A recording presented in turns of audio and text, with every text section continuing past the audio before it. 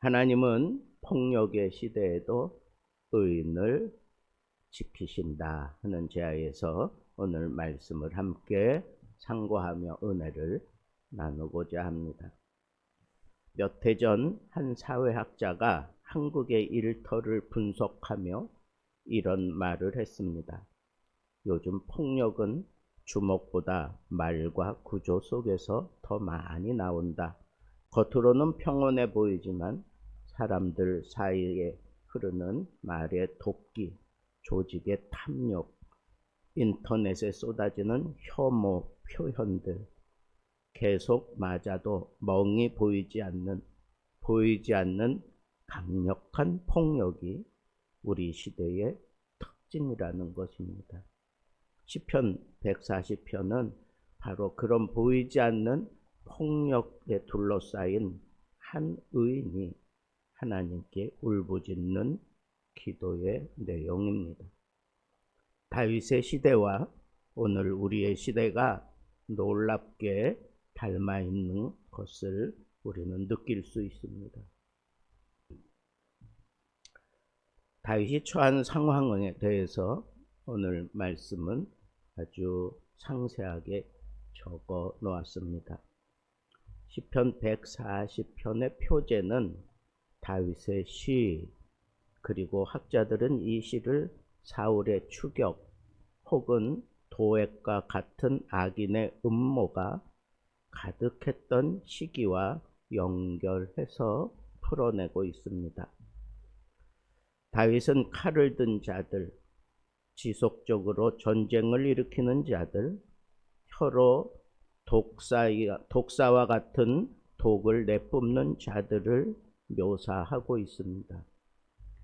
다윗은 물리적인 위협과 말의 폭력과 정치적 음모가 동시에 그를 덮친 상황에서 이 시를 눈물로 하나님 앞에 읊었다고 생각됩니다. 악인의 무서움, 그것은 말에서 시작된다는 겁니다.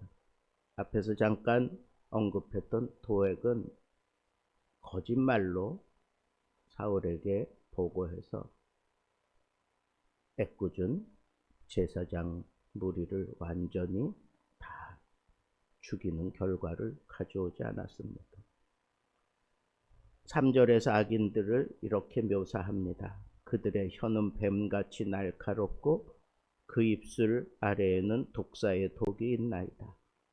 다윗은 말을 무기로 사용하는 사람들 때문에 고통을 받고 있습니다. 그는 직접 칼을 들지 않아도 한마디 말로 평판을 무너뜨리고 관계를 폭발시켜 버립니다. 오늘 우리의 현실도 같습니다.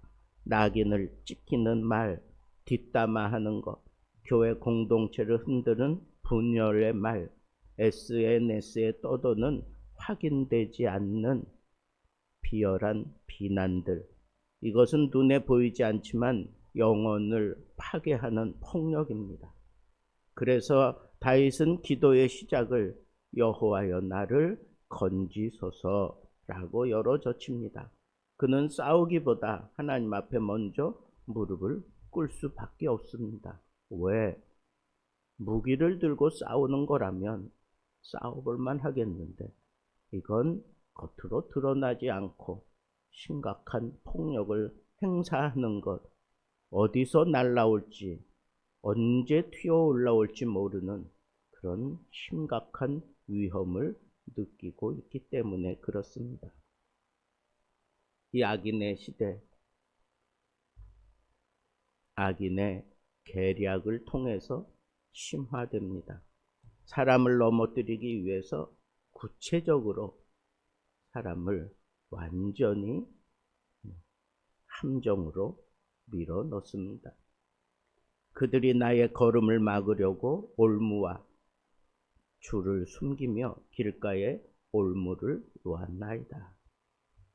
여러분, 걸음을 막으려고 올무와 줄을 숨겼어요. 급한 사람은 달려가다가 그 줄에 걸려 넘어지게 되고, 올무라고 하는 것은 눈에 뛰지 않는 그런 함정과 같은 거 아니겠습니까? 악인은 즉흥적으로 악을 행하지는 않지만 계획을 하고 조작을 하고 숨어서 준비합니다. 다윗은 이것을 정확히 보았습니다. 그리고 오늘 우리 시대에도 동일합니다. 불의는 항상 정교하게 시스템을 타고 들어옵니다. 직장이나 학교나 정치나 교회 내 관계, 사람들을 넘어뜨리기 위해 함정이 도처에 깔려 있습니다. 그런데 다윗의 위대함은 악이 이렇게 정교하니 나도 정교하게 대응해야지 라고 하지 않고 하나님이 나의 구원의 힘이십니다 라고 고백한 점입니다. 그렇습니다. 이런 심각한 상황에서 그것을 대처하기 위해서 동일한 방법으로 대처해 나가다가는 나도 그 악에 휘말리게 될 뿐입니다.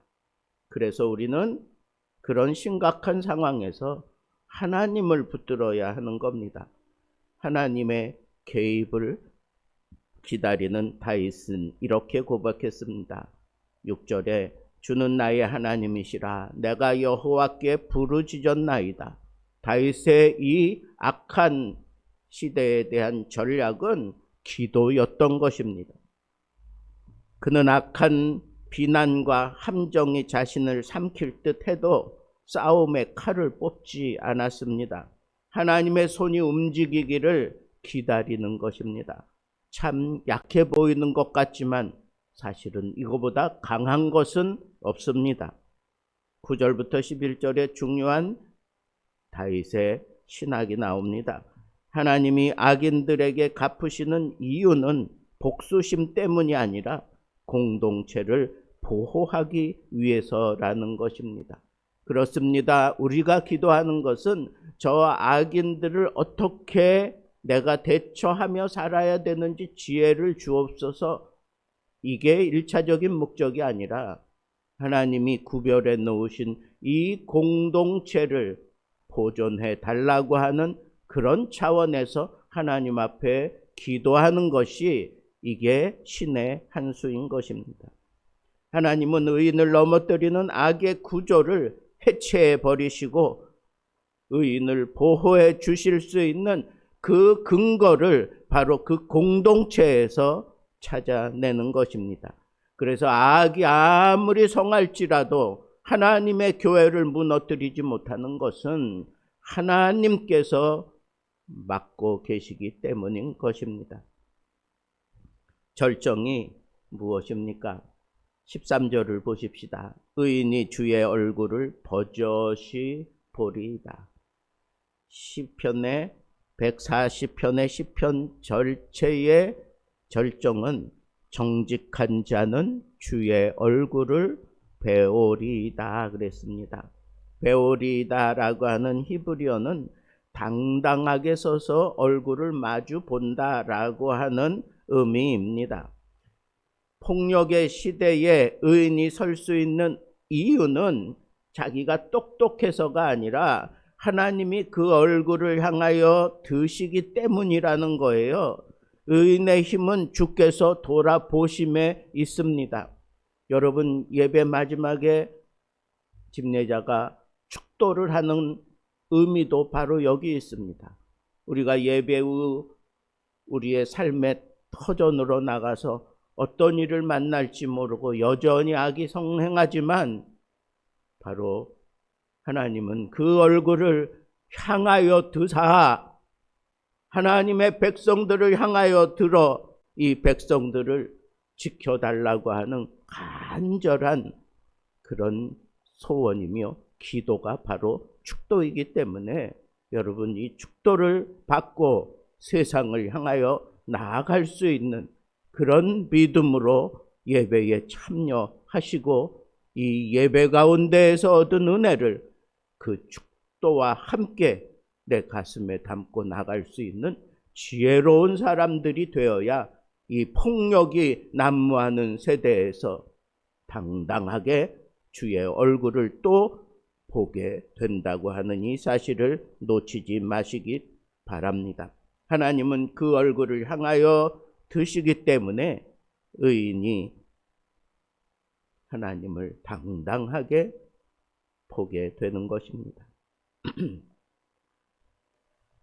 140편 말씀을 오늘 우리 한국 사회와 교회를 향한 구체적인 도전으로 한번 생각해 보면 어떨까요? 첫째는 말의 폭력에서 우리는 떠나야 합니다. 모임에서 누군가를 평가하는 순간 입을 닫으십시오. 확인되지 않은 비난은 멈추십시오. 분열을 만드는 말 대신 덕을 세우는 말을 선택하십시오. 말을 멈추는 것만으로도 폭력은 크게 줄어들게 되어 있습니다. 둘째로 불의한 구조에 휩쓸리지 마십시오. 다윗은 악인의 함정에 끌려가지 않습니다. 오늘 우리도 마찬가지입니다. 직장에서 비상식적인 일이 정상이 되는 분위기가 얼마나 많습니까? 모두 저렇게 하니 나도 한다 하는 유혹을 당할 때가 얼마나 많습니까? 교회 안에도 은근한 파벌이 있는 것을 우리는 부인하지 못합니다. 이 모든 것에서 한 걸음 물러나야 하나님 의지할 마음이 생깁니다. 셋째로 기도가 의인의 강력한 무기라고 하는 이 사실을 붙잡으십시오. 다윗은 구조적 폭력 속에서 전력보다 기도를 선택했습니다. 어려울수록 판단보다 대책회의보다 먼저 기도해야 한다는 말입니다. 넷째로 하나님께서는 이 폭력의 시대에도 의인이 있는 한 반드시 개입하십니다. 시편 140편은 의인이 이긴다라고 하는 것을 분명하게 선언하는 말씀입니다. 그런데 똑똑해서가 아닙니다. 겸손한 기도를 들었기 때문이라고 선언합니다. 하나님의 개입은 우리가 보는 방식보다 더 정확하고 더 깊으며 더 정의롭습니다. 그러니까 반드시 개입하실 하나님을 기다리며 우리가 더욱 기도에 열중해야 하겠습니다. 말씀을 맺겠습니다. 사랑하는 성도 여러분, 폭력과 말이 독한 가득한 시대에 살고 있지만 다윗처럼 우리는 하나님을 의지하며 살아가야 하겠습니다. 하나님은 지금도 얼굴을 우리를 향하여 드십니다.